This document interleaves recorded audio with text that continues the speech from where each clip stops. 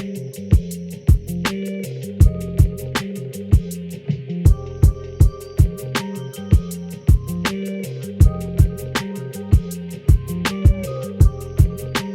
back. Episode 13, We're baby. back. Check out our new fucking pad. The new patio. That's good. Got this chick. Got Mona. We decided we want to start doing 2 podcasts a week. So we didn't want to have to bug everyone at Highway 85 Creative. So we wanted to just start our own. So we can start having 2 a week. Sugar had a good idea. We want to interview some bums. We want to start having more guests. So our plan is to do 2 a week, one with one guest, and then one with just me and Sugar. But how's everything been going? Or just 2 with us sometimes. Yeah, it don't matter. Or we're gonna do the fights, do the big fights. 9-4-1-1. The kid's smart. I am, baby. Holy cow! You need my how's your passcode. week been going, Sean? What is it? Tuesday. So Yep. yesterday. My mom's been in town, just doing work around the house again, like crazy. I was thinking last night. Like when she comes, she mowed my lawn, she fixed my toilet, she painting my room. I'm so spoiled. Let me She know. literally just does everything. Yeah, let me know, dude. I'll come over and mow her lawn anytime. Just joking, brother. I know My it's dad your mom. listens to Oh, sorry, Dad. this. No, but my week's been good. Did I say I was getting surgery? I don't think I've talked about it on No. this yet. I know I had talked about it before my fight that I was having hip problems. I got the cortisone shot. Was gonna go through with the fight and then get surgery after. So the cortisone shots are kind of all worn off, and we had decided we're gonna do surgery with on my hip. So I meet with the surgeon tomorrow, which is Wednesday, and then I'm hopefully gonna get surgery Thursday or Friday, or just as soon as possible, kind of get it over with. I don't think it's a major surgery. Yeah, I think don't it's know. kind I've of never. I don't think it's like my foot surgery where they had 3 different whatever, you know. I think it's a scope surgery, so they just don't. It's not a big Incision. That's what I look for. Incision, Yeah, so I'm gonna do that, and then just still kind of dealing with this USADA situation. I'm supposed to have a hearing on the 24th, but we're gonna have to ask for a continuance on that because we really think it's these caffeine pills, and we're waiting for the results to come back. Once they come back, that'll really be a huge thing in figuring out where we go from there. Yeah. So Kush. The Bellator fights this weekend. Let's talk about those a little bit. Did you watch them at all? I didn't. I just watched. Me and you were at Corner and Mario and David, so I didn't watch the Bellator fights. But we watched Benson fight, and we watched Fedor and Chael fight. We saw Henry's knockout too. Yeah, Henry Krauss knockout. All of our guys were on a roll this weekend. David Machad, Mario Bautista, Henry Corrales, Benson Henderson, Johnny Case won. He looked good too. Johnny Case lost. Yeah, I know, but he still looked good. He lost the draw in the PFL, but that's weird how they had that set up. It's fucking sweet. The 2 rounds. It's sweet, and now in the PFL, the first fight they're making 50 and 50, and it's only 2 rounds. And if it goes to decision and you win the first round, you win the fight, and you move on. And then the next fight's 75-75. You gotta come out swinging that first. That's a weird mindset because it's going into a 3-round fight. It's a lot different mindset than going into a 2-round fight and winning the first round. Fuck, dude. That's my kind of style. Yeah, you go out and go ham for 5 minutes. And then the next round, move around a little bit. If you're Run. if you're hard to finish, and you go out there for 5 minutes. Yeah, it's nuts. That's a pretty cool rule set. Chael like that. Fedor. Chael tried hard. There was a couple spots there he could have gave up and found a way out, but he kept going and kept fighting.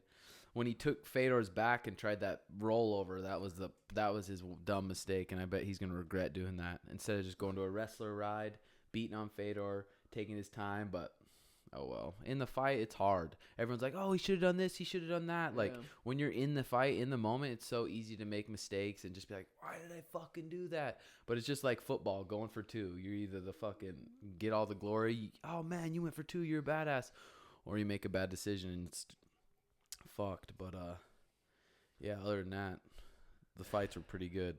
What'd you do this weekend?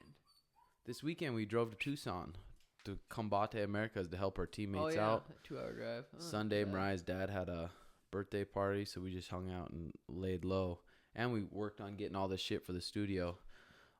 We got a couple sponsors that are going to be helping us for the studio. So once we get those checks and stuff, we'll start giving them shout outs for our first sponsorship. And as we go, we're going to keep trying to soup this studio up. Just make it better and better. That last YouTube video, we had a lot of views on YouTube, but everyone's like, hey, man, we love the podcast, but the sound sucks. We love the podcast, but the sound sucks. I was like, fuck, we got to up it. We got to up it for the people. Should we announce our third guest, Pete? Yep. Pete's going to be talking about how it's like being a dog and dog stuff. Part fox. Part fox. Part who knows. One thing I want to talk about is how nice is fucking it's nice earned chill time compared to just being lazy, being like, fuck it, chill time.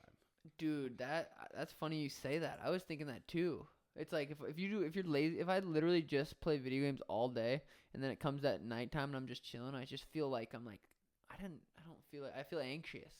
If I get a good workout in or I just get something done, I go to the coffee shop and read my book or something, I feel way better. Yeah. Big time. Big time. Fucking earned chill time compared to lazy chill time is huge.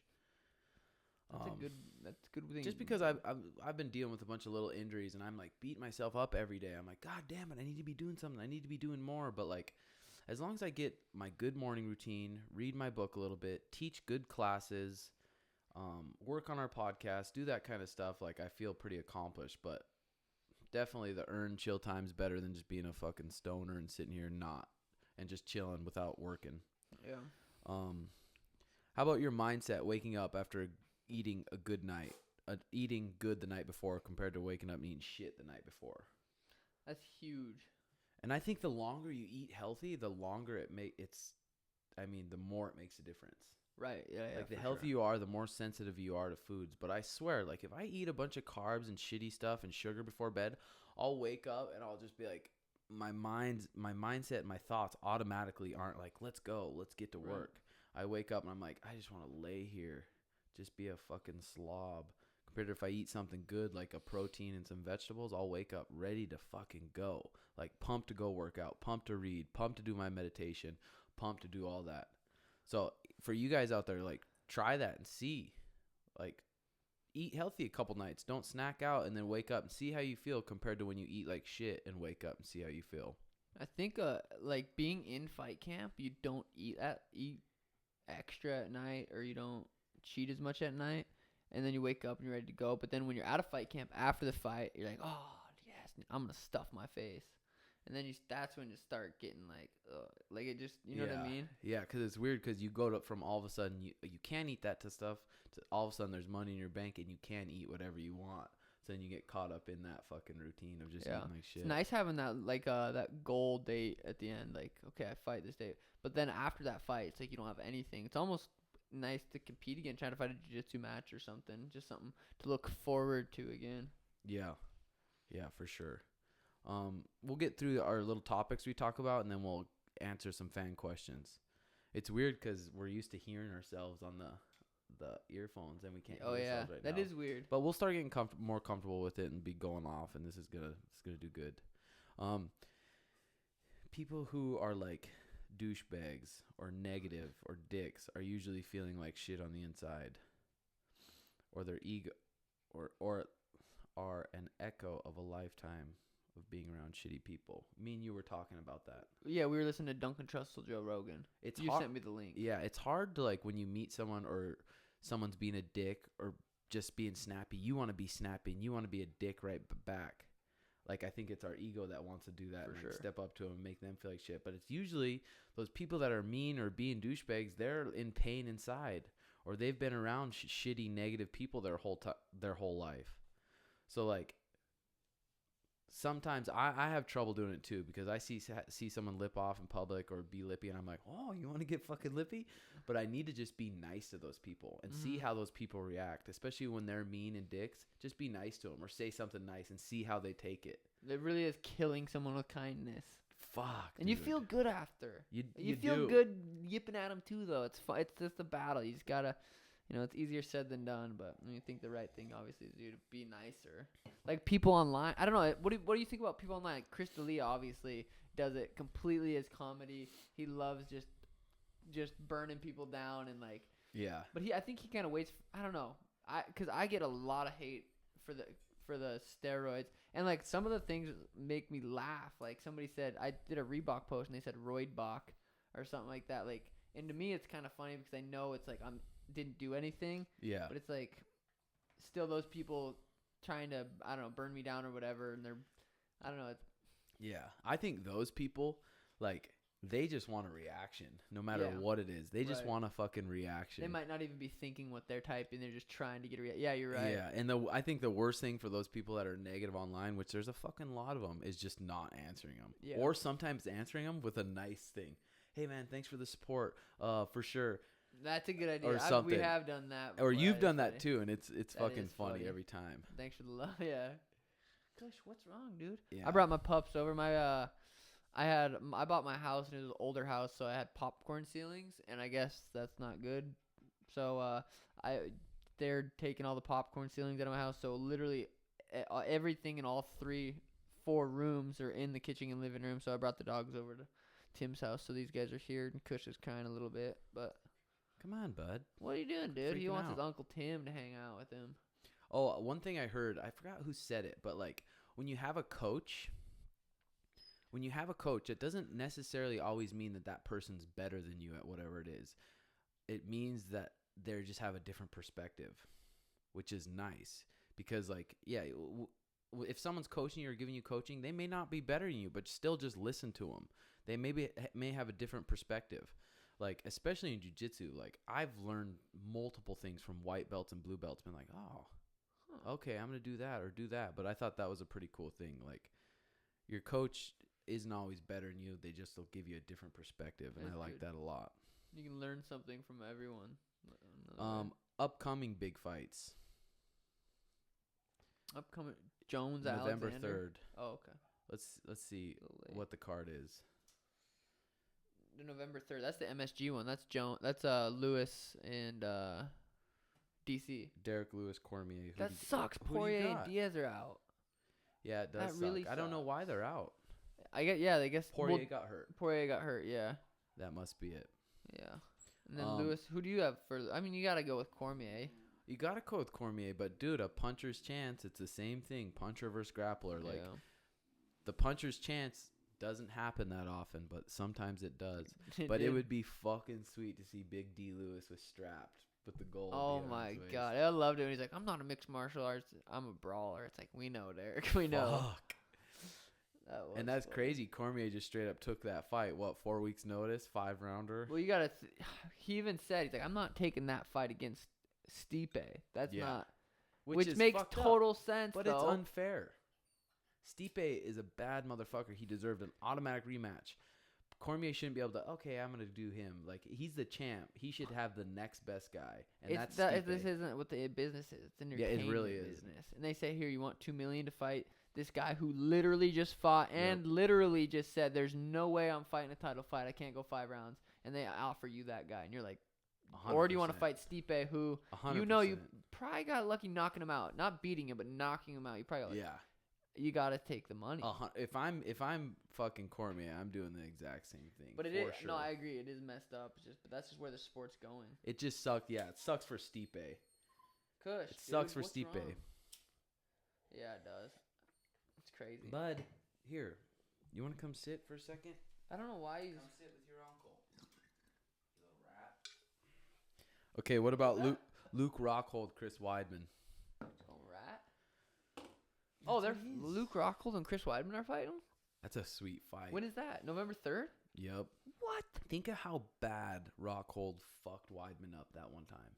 Do you remember? Oh, yeah. How bad he elbowed him and just beat his ass. I was like, oh, my God, stop this shit. Did he end up finishing it in the third? Was it a 5-round? He finished him in the third? I think like that the second round was he sat on him for about 2 minutes elbowing him? I do remember that. That was brutal. Okay, we'll get to some fan questions. How does Sugar and yourself set up spinning moves? First of all, I don't spin. If I spin, I'll twirl myself right to the ground. So Tim taught me on my Sugar. I got no hips. No, you were spinning before. I know. Before that, I just didn't spinning. He just spins like a little pencil in the air. You can't even see him spin.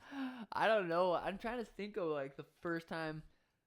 I remember seeing you throw that spinning back fist when you were like 17 in hell. Yeah, in my You kickboxing just jump and matches. spin. I'm trying to think if I seen someone do it. Maybe I must have seen someone do it at the gym or something, and I tried it, and I don't know. I don't. And really that's the remember. thing. Most people have to set up their spins. They have to hide that lead foot with their left hook or their jab. But Sean's so fast, he can just literally stand there and fucking spin. And it's a super important technique for me. I feel like spinning's scary. If someone spins in front of you that fast, whether they land something or not, Yeah. you have to know where would I cover if they did throw something. And I can spin and throw it to the head, to the body. And that's the thing. When Sean spins, last second, you know where it's coming, whether it's coming to the head, whether it's coming to the body. And then they got to respect it because then he's going to fake spin and do all that shit. So it's a pretty effective fucking move. Yeah. What is your morning routine? We've talked about this before. I always wake up, drink my apple cider vinegar with some sea salt, go to the bathroom, write in my morning pages journal, read that daily stoic book, and then I go out and I try to meditate for 10 minutes. And then I go on with my day. I'll eat my food, check my Instagram, and then go to training. What about you?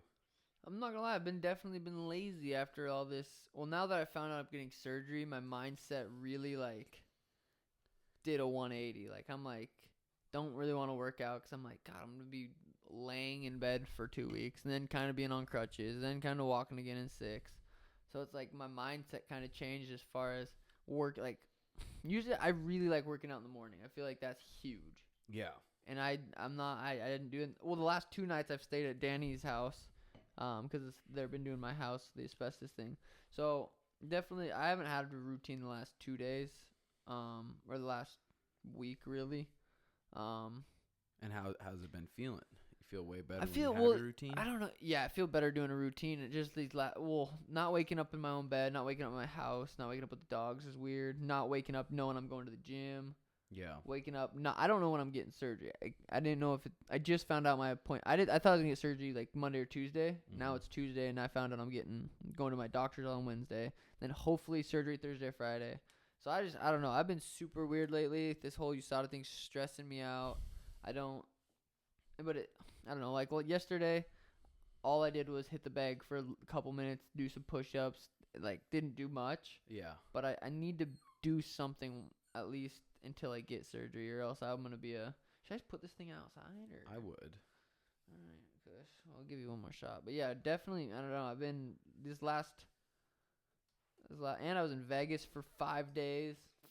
So yeah, I haven't had a routine right now, and it definitely I don't know. I'm kind of not as jacked. Yeah. I'm just weird. I'm gonna go put Kush outside. Please do. Yeah.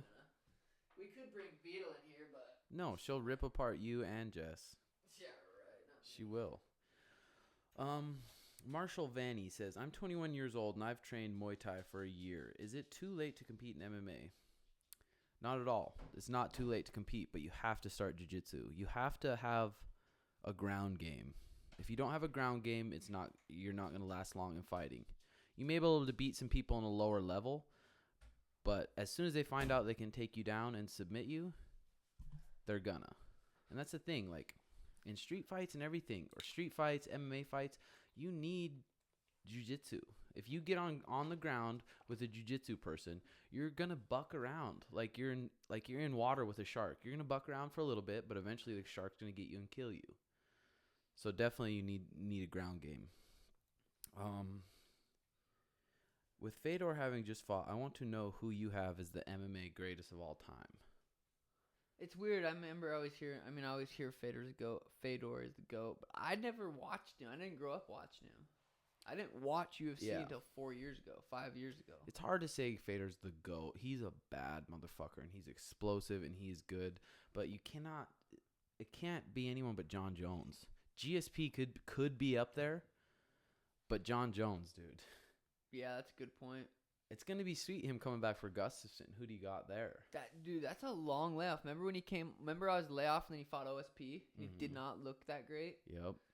That was back when he was lifting all those weights. That's So he true. got tired. But Gustafsson hasn't fought for how long either. That's true. That is true. I didn't even think about that. That's gonna be a sweet fight, and that's the fight I was trying to get on until we feel like we do surgery. But I'm pumped. We could even go to it still. Yeah, that'll be good. Or we do a podcast with you guys, which would be sweet too. That's what I was thinking. Put some lights in here, dim it, and do a podcast for the people. Yeah, let us know your guys' feedback on that. If you guys would tune in for like a fight companion thing. Also, I'm live on Twitch, which is super sweet because I know all my subscribers right now are probably saying what's up. So shout out all you guys. I didn't get to play Xbox today because they're doing stuff to my house. So I will be back on tomorrow. Rabushka says, I feel empty inside. I don't know how to care about or bring my heart into my life. I'm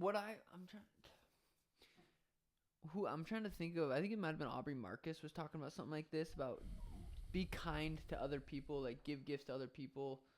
Don't always worry about yourself. Try to bring up other people, and that will bring up you as well. Like, even start with that. And it's the same thing. What are your habits? Like, what are you eating? Are you exercising? Are you sleeping? Are you staying hydrated? You have to take care of those things, and you'll start feeling better. And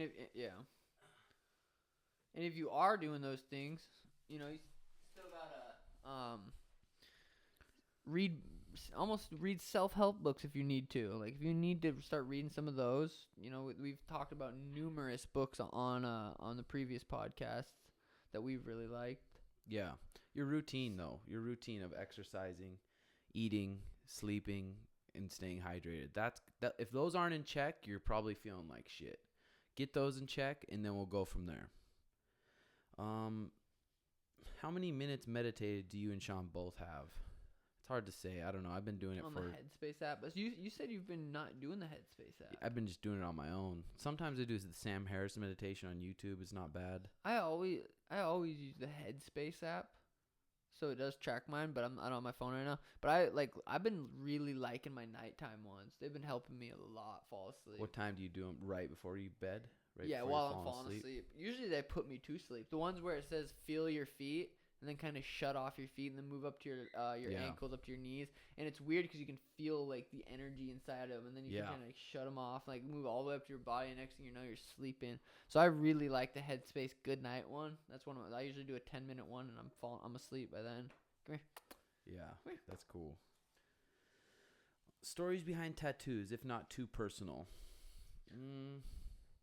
Not really many stories. I've always liked biomechanics. That's the sleeve I got on my bicep. That's Montana, where I was born and raised.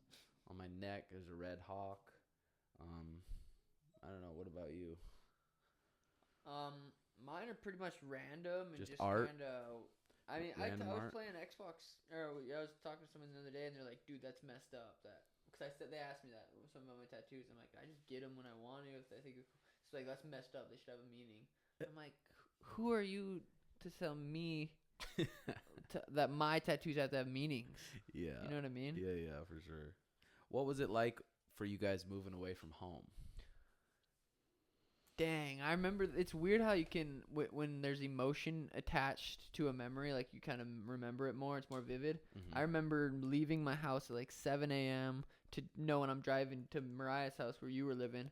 I had my entire 2006 Nissan Altima packed, and I remember driving. I literally cried from like when I left. I was 19. From when I left to like Butte, to a little past Butte. So like 2 hours.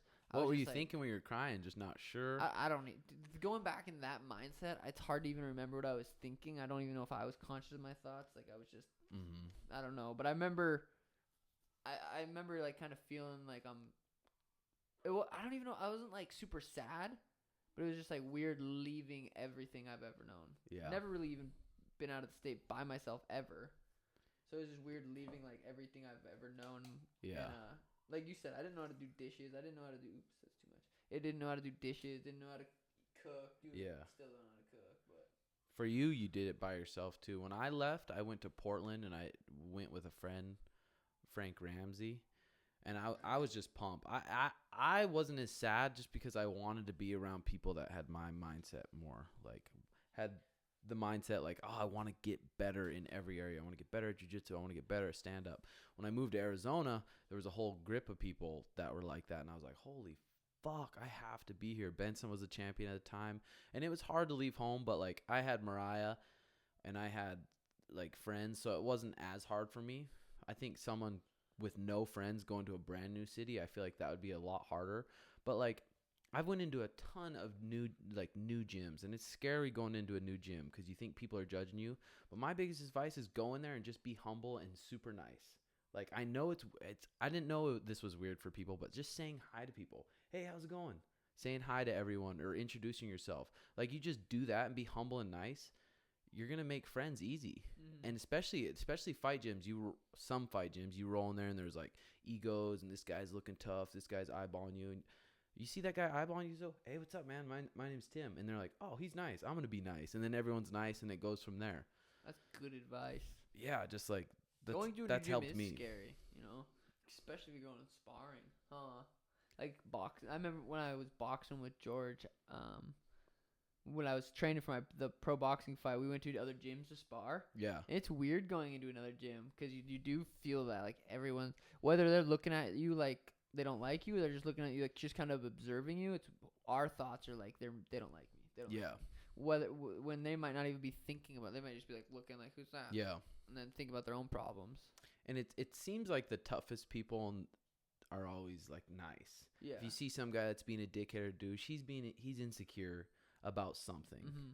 And he's wanting you to think he's tough or something. I don't know. But it seems like the most badass people are really nice. Yeah, I agree. And accommodating. I want to get into MMA, but don't know what to start in. I'm 20 and physically fit and wrestled in high school. Any advice? It was the same. Jiu-jitsu. I'd say start jiu-jitsu. Go to an MMA gym, a good, credible MMA gym, and learn from them. We get that question a lot. You guys, if you listen to the previous podcast, it's the same thing. Whether you want to compete in fighting or you just want to start a sport. If you just want to start a sport, I'd say start jiu-jitsu. If you want to fight, I'd go to the best MMA gym you possibly can find. And if there isn't one near you and you really want to fight, move. We both did. We literally left where we were from to go find the best gym and train at it. Yep. It's not hard. You just got to do it. Yeah, exactly. And who knows? Like I moved to Portland, lived with Pat Healy, moved from Pat Healy's, and I was like, okay, I was looking on Craigslist for roommates. There's tons of people on Craigslist that are looking to rent a room. So don't just like go down there and think, oh, I'm going to live this lavish fighter lifestyle. No, you're going to have to live shitty for a while and live broke and live poor and go to the gym over and over and over and be in uncomfortable situations that like aren't super awesome like you imagine. You have to go through those to get to where you want to be. Tips for recovery, especially from overtraining.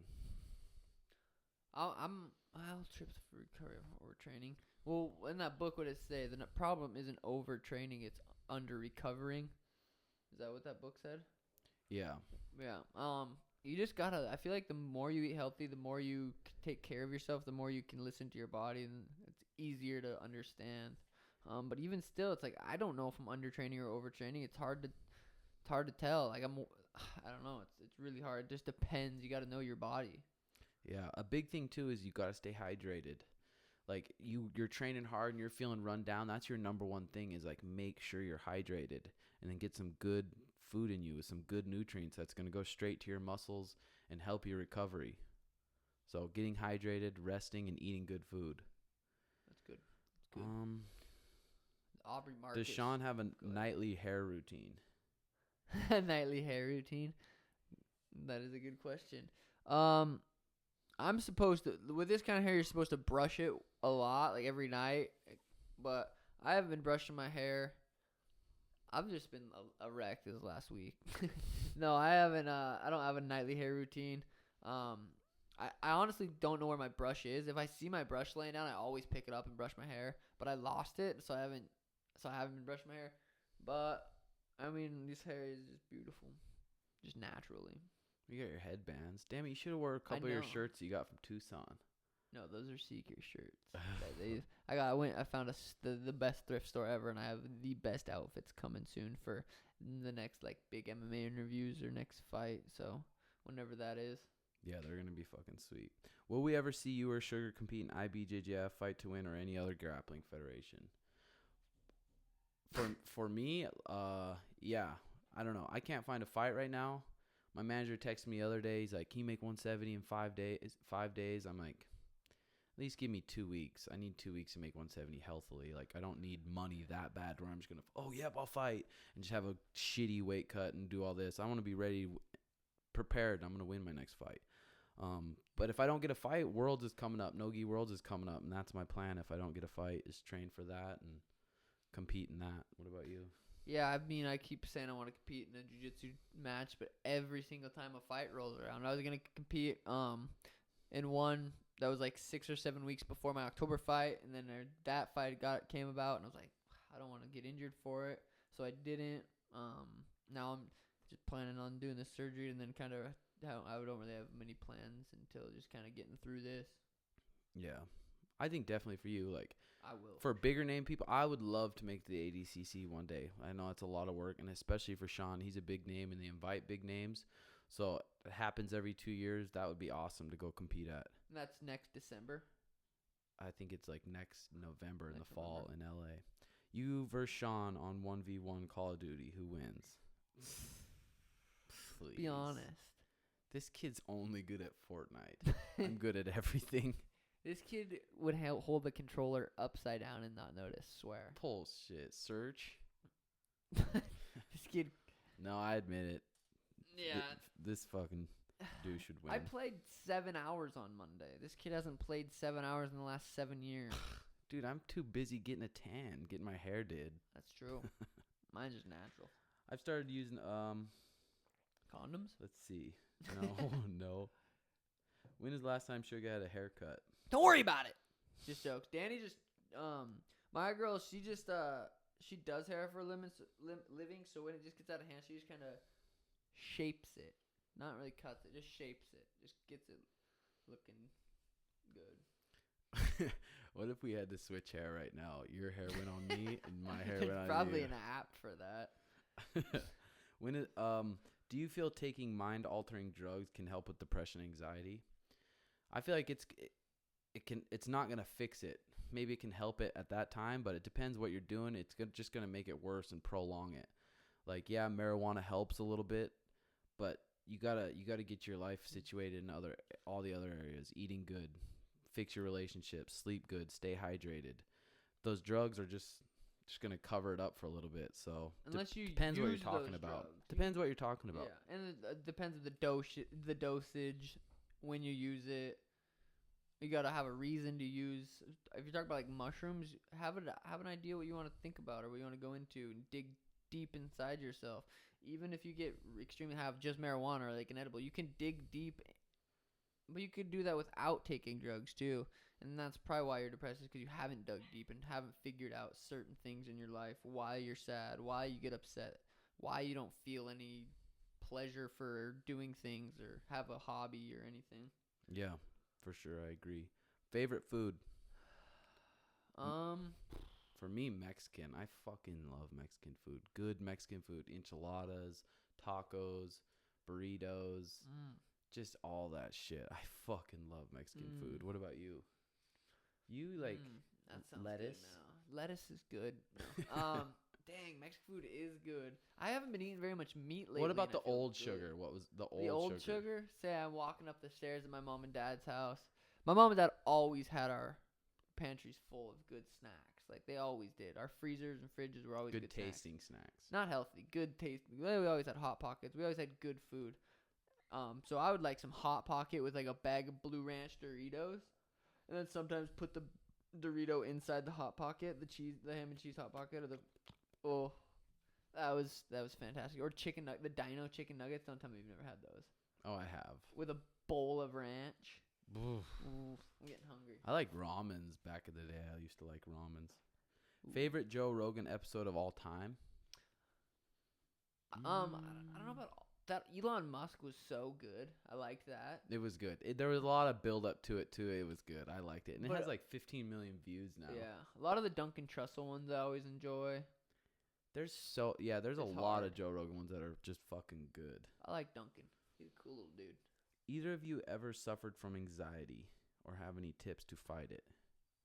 Anxiety's big, and anxiety, it just depends. There's a lot of anxiety comes from people comparing themselves to others. From social media is a big one. You start to get anxious and you start comparing yourself, being like, you can't do that. Yeah. If you find yourself doing that, and if you find yourself surfing your phone and you get off it and you feel like shit and you're like, God, I need to do something, like, just know that. And mindfulness and meditation will help with anxiety. Thinking about the future, making up stories in your mind that aren't true, instead of just living in the present moment. Yeah, Joe Rogan said, and I brought this up on other podcasts too, everyone's anxiety is just the day and age we live in. Like, it's our social media, it's our cell phones. We're constantly looking at our cell phones.